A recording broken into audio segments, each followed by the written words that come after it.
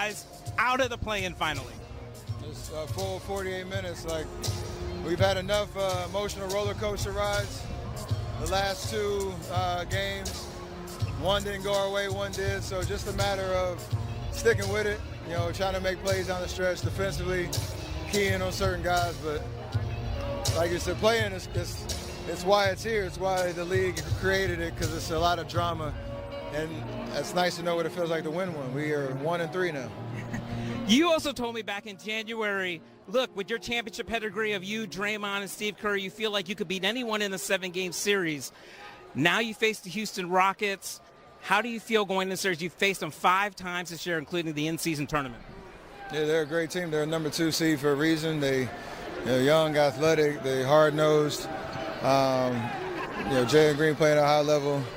Sengun, up and down the roster. So it's going to be a tough physical series. We just love the opportunity to be in the playoffs again and have an opportunity to strategize and figure it out on the fly. So I'm looking forward to the weekend. No matter how it plays out, this is what you love.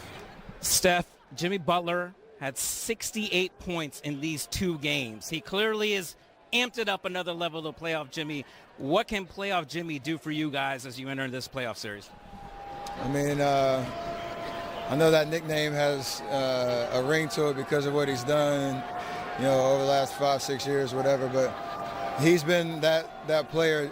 It doesn't matter what the stat sheet looks like. He does what it takes to help us win. And against a team like Memphis tonight, they were giving him driving lanes. He was getting to the free throw line. He was finishing. He knocked down a couple threes.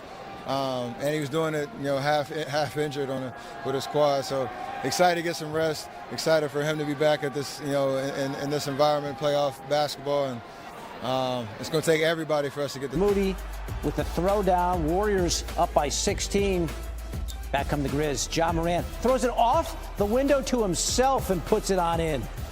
That is vintage. Morant starts with the left, comes back with the right. Nicely done. Grizzlies down 12 at the break. They make it a 5-point game. Jimmy Butler in the third. Butler had 38 in this game. Golden State up 7. But Morant, who had 22, baseline, Jay gets that to go. Morant down after the play. You see him, the right ankle goes. Morant walking toward the bench. He would later return. Grizzlies down 3 after 3 in the fourth. Morant back in there, knocks that one down, limping but making shots. Warriors up 1. Steph banks it in. His hand looked kind of stuck coming off the screen. Makes the jumper. He's wincing in pain. That thumb is an issue, but he stays in, comes back in, and just keeps on hitting shots. 3 ball. Warriors up 2 now. Get it to Steph. Corner 3. Got that. Not done. Warriors up 3. 1 more from Curry. I said Jimmy had 38.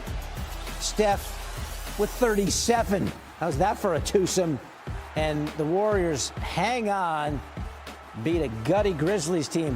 121 to 116 the final. And while the stats from the game won't officially count, it was just the second time this season the Warriors had multiple 30-point scorers in the same game. The other time was Sunday night against the Clippers when Curry had 36 and Butler had 30. So you got playoff Jimmy, play-in Jimmy. Same score, which was 51-35. Watch Curry working relentlessly with and without the ball. After traveling 143 feet, he gets it back in the corner, just like he planned it, and splashes a 3, plus the foul. I mean, this is remarkable, but this is Curry. 15 points in the first half. Golden State was up by 20 after the made free throw. Meanwhile, Grizzlies have Ja Morant. And look at that. Tough layup, gets it to go. Morant, 15 points in that first half. Imposing his will. Grizzlies are in it because of Ja Morant. All right, third quarter, Grizzlies down 76-67. Climbing back, Desmond Bane had a lot to do with that. Gets the leaning shot to go, plus the foul. He had 30 points. And later in the third, Butler the third, the steal. And on the other end, he gets the easy flush. 38 points for Jimmy Butler the third. 7 boards, 6 assists as well. Morant, the float. Wait a minute, he's down after that play. Looks like he twisted his right ankle after he landed on the floor. Morant would eventually, I mean, this was scary stuff. Million replays, but looked like he just came down on it awkwardly. After getting some treatment, he'd come back in the game to make the free throw and then leave the game. He'd take something on the sidelines. And fourth quarter with the Grizzlies down 2, he's back in the game, but he's hobbling. But that doesn't matter to Ja Morant. He had 22 points, and he ties up the game. They were down 20. Later in the fourth, Curry clearly in pain, grabbing his wrist. But that would not stop him with the Warriors up 1. Curry says, we're not losing this game. They go up by 4. About 5 minutes to play. Grizzlies down 4. Gary Payton II tries to save it. Goes right to Morant. Scottie Pippen Jr. can't get the layup to go. But the loose ball finds Bane. Desmond Bane, 5 of 8 from three-point range. Under 2 minutes to go. Warriors up 2. Curry. The corner 3 is all his. He owns it to put the Warriors up 5. About a minute to play with the Warriors up just 3. Curry. And Golden State goes up by 6. Look at this move to get open. Under a minute to play with the Warriors up by 4. Butler the third driving, but then basically his only mistake of the game, throws it away. On the other end, Pippen Jr. goes up, and he is fouled. Now, it appears to be a clean block by Brandon Podziemski, but the Warriors are out of challenges. And Pippen Jr. goes 1 for 2 from the line, and Grizzlies down 3 now with 5.4 seconds left. Santi Aldama inbounding for Memphis, but take a look at the officials' count. So that's how the Grizzlies lose? A 5-second violation? Yes, 37 points for Curry in the victory. Here's Steph with Ohm Youngmisuk. It's one they just had to just grind it out there at the end. Yeah, it was, it's a playoff game, even though, it disappears into the ether, as we all know. There's no record of it, but it's a playoff game. And, I tried to downplay it a little bit before the game, but we desperately needed to win this game and get 4 days. Our guys have been basically playing knockout games for about 3 weeks, and one high-level game after another. And so to get this one, took 83 games, but we're right where we want to be, which is back in the playoffs, and we've got a chance. But maybe most importantly, we get the time to rest and prepare, because these guys need that desperately right now.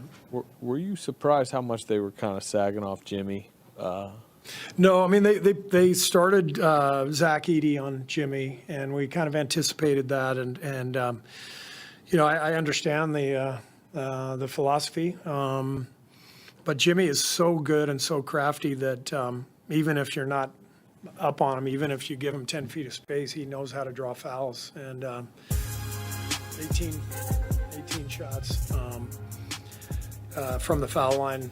That's just who Jimmy is. He controls games. That's why he is who he is. He's able to, in these big moments, these big games, he just settles you down constantly. Could you sense that he knew early if they were going to, if that was the scheme they were going to use, he was going to need to kind of. If that was, I'm sorry. If that was the scheme they were going to use, that he would need to kind of down the score. I mean, we talked about it at shoot around this morning.